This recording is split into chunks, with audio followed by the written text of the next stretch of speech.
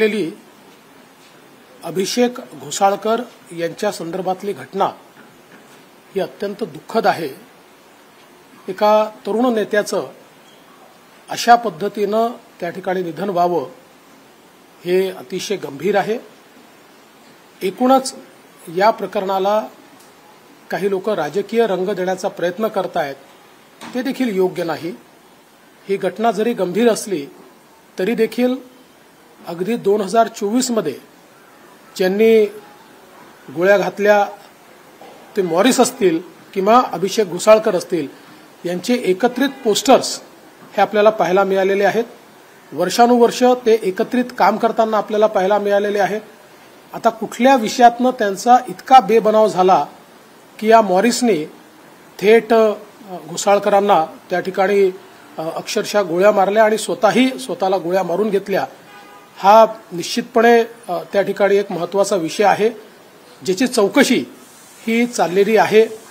बऱ्याच गोष्टी पोलिसांच्या लक्षात आलेल्या आहेत, त्या योग्य वेळी आपल्यासमोर उघड करण्यात येतील। त्याची जी काही कारणं लक्षात येत आहेत ती कारणं वेगवेगळी आहेत। ती एकदा सगळी कारणं कन्फर्म झाली की त्याची माहिती देखील आपल्याला सर्वांना देण्यात येईल।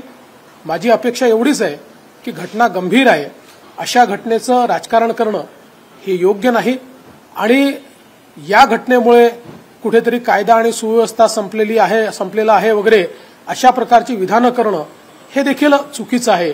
कारण वैयक्तिक वैमनस्यातनं घडलेली ही घटना आहे।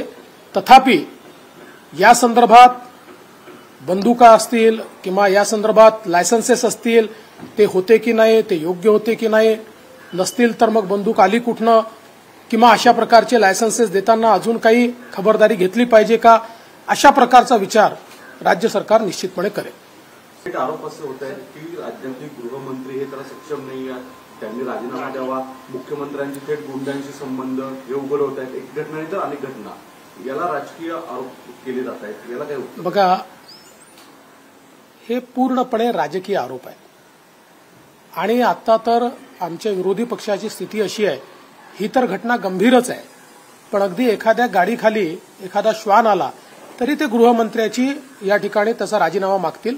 त्यामुळे या गंभीर घटनेकरता त्यांनी मागितला तर मला त्यात काही आश्चर्य वाटत नाही। मला असं वाटतं की या सगळ्या घटनेचं राजकारण ते करू इच्छित आहेत। त्यांना देखील हे माहिती आहे की ही जी काही या ठिकाणी हत्या झाली आहे ही वैयक्तिक वैमनस्यातनं झालेली हत्या आहे।